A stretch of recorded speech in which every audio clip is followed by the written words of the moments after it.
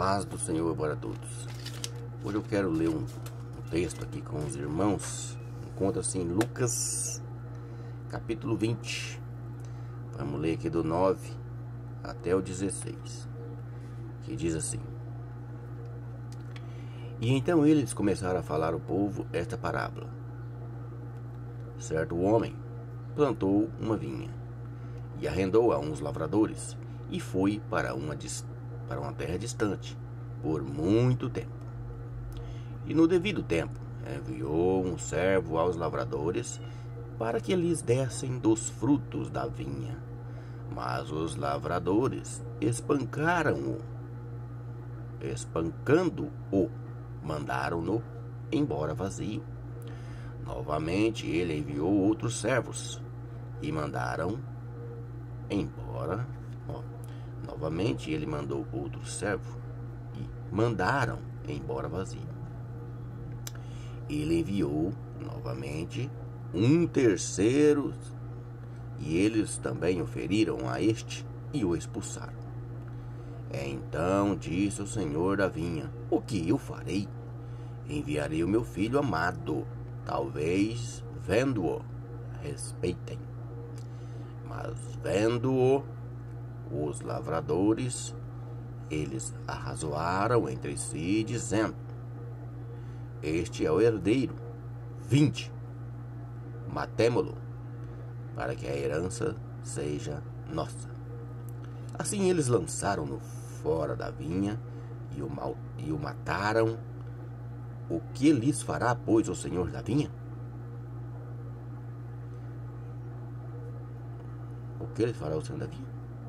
Ele virá e destruirá estes lavradores e dará a vinha a outros. Vamos ler até aqui. Esse pedacinho aqui é o que resume a história. Essa passagem está nos dizendo a respeito de que Deus veio do céu, implantou a igreja no meio do povo. Vamos usar ali o templo, né, feito de lona, tudo isso, Moisés sendo um representante de Deus entre os homens. Ali Moisés, quando começou a igreja, ali começou a igreja, ali é o início da igreja. Ali é como deveria ser a igreja, né? Um chefe maior, vários chefes pequenos, e a igreja zelando do povo, não o povo zelando da igreja. Automaticamente né? O povo tem que levar suas ajudas, suas contribuições para manter um certo celeiro na igreja. Para que, se alguém do povo precisar, tenha onde recorrer. Para que as pessoas que servem a Deus não busquem, né, o mamon aí ao mundo para socorrer as suas necessidades, que é o que mais acontece. Os crentes hoje quase não buscam mais na igreja, né, a sua ajuda. Ajuda que eu digo mantimento, não é ajuda de espiritual, não. E se a igreja disser que ela pode ajudar alguém espiritualmente, eu não creio muito nisso, não. Porque a Bíblia fala que onde houver 2 ou 3, ali estarei no meio deles. Então o que manda é a fé.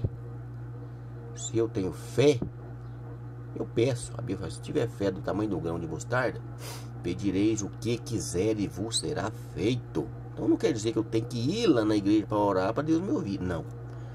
Lá na igreja eu vou lá para me prestar um culto de agradecimento a Deus, nada mais. Eu não vou na igreja, aí eu vou lá na igreja para me receber alguma coisa de Deus. Conversa, meu irmão, você está equivocado. Quando você vai na assembleia, não é assembleia o nome da igreja, não. Assembleia quer dizer reunião. Quando você está em culto, você está em uma assembleia. Você vai para dar a sua adoração. Quando você vai em uma assembleia que você é convocado para uma reunião na sua empresa, o que você vai fazer lá? Só ouvir? Não, você tem o direito da sua opinião para quem está ministrando ali. Na igreja também é o mesmo jeito. Quem está ministrando? Deus. Então como que você vai dar sua opinião? Adorando. O que você pode fazer para Deus? Nada. Nada. Você fala: eu vou ajudar Deus aqui nesse negócio. Não, você não vai ajudar Deus. É impossível de um ser humano ajudar Deus. Lembra de Jesus lá quando ele falou, ó, dessas pedras Deus pode fazer filho de Abraão. E pode mesmo. Ele fez o homem de barro. E olha o que nós somos. Imagina nós fosse feito de pedra. Entendeu o negócio aí? Então é o seguinte. Aqui Deus mandou a igreja para a terra. Ensinou como ela deveria fazer. Certinho. Os tipos que deveria comportar. Como deveria ser. Como ela deveria agir com as pessoas. Tudo certinho. Mas eles distorceram. Eles inverteram. Ao invés de quem está na igreja liderando, ajudando no desenvolver do ministério, ao invés de eles servir o povo, eles inverteu. Eles passou a se achar como reis, como deuses, né? Eles agiam como se fosse Deus. Ninguém podia tocar neles. Se falasse alguma coisa contra um deles, era morto. Mas se falasse contra Deus, nós vamos dar uma relevância para você aqui, meu amigo. Mas não podia. Você pode ler que quando o Paulo tenta falar lá quando ele é preso, lá ele mete a mão na boca dele. Ele não podia falar. Não podia falar contra o sacerdote. E para eles era muito importante. Engraçado que Jesus veio, né, como cordeiro, apanhou, não fez nada, quietinho, tá te ensinando como você deve agir. Não é agir com ignorância, é agir com amor. O amor é igual a água. Põe uma água batendo em dessa pedra aqui, ó. Isso aqui é um mármore. Mas deixa ela caindo aqui, ó, batendo aqui, ó, despejando aqui, ó, um fio de água caindo aqui, ó.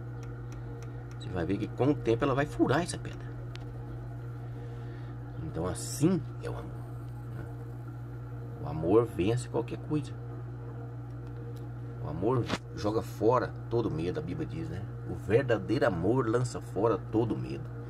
Agora vamos entender que esses líderes religiosos, eles sabiam o que Jesus estava falando. Aonde eu parei aqui, mostra que eles sabiam do que Jesus estava falando. Então é isso. Jesus manda a igreja, ensina como deveria ser essa igreja. Se você ler lá no Velho Testamento, você vai ver tudo certinho como essa igreja deveria agir, como ela deveria fazer com as viúvas, como ela deveria fazer com os órfãos, como ela deveria agir quando alguém pecasse, como ela deveria agir quando um escriba ou o fariseu ou algum que trabalhasse no templo errasse. Tudo lá no início da Bíblia, não aqui. Lá fala. Lá vai te explicar certinho como deve proceder dentro da igreja. Então, eles mudaram. Eles chegaram ao ponto, se você ler ali mais atrás, está escrito, onde fala sobre Corban. Fala assim, ó, se o filho deixar de cuidar do pai, seja isso Corban. Quer dizer, o filho é obrigado a zelar do pai segundo a Bíblia. Mas só que os líderes dessas igrejas aqui, ó, nessa época, disseram que se um filho deixar de cuidar de seu pai para ofertar esse dinheiro ao templo, não era pecado. Para eles não era pecado, mas é pecado. Tanto é que Jesus vem e condena isso. Jesus vem e paralisa esse assunto. Não existe isso. Primeiro é minha vida, eu tenho que dar exemplo. Eu tenho que cuidar dos meus. Como que eu vou deixar meu pai e minha mãe passando fome e vou sair pregando o evangelho? Isso aí não tem lógica. Como que uma pessoa se diz cristão e não tem dó nem dos seus próprios familiares, gente? Não tem condições.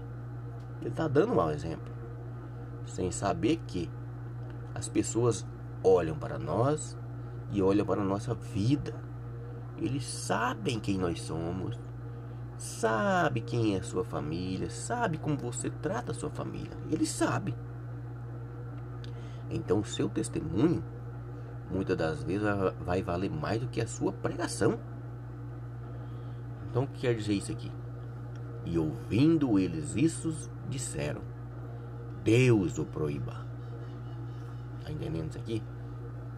eles entenderam a mensagem que Jesus falou para eles. Eles entenderam. O que ele falou? Deus o proíba. Como se estivesse certo. Eles estavam errados. Ainda queria que Deus proibisse que isso acontecesse. Mas não pôde ser evitado de ter acontecido. Porque Jerusalém deixou de existir. Israel ficou anulado, né, na história por quase 2000 anos, né? Ele veio surgir agora em 1945. Ele ressurgiu. Mas não existia. Jerusalém deixou de existir, ou seja, passou o ministério deles para os gentios.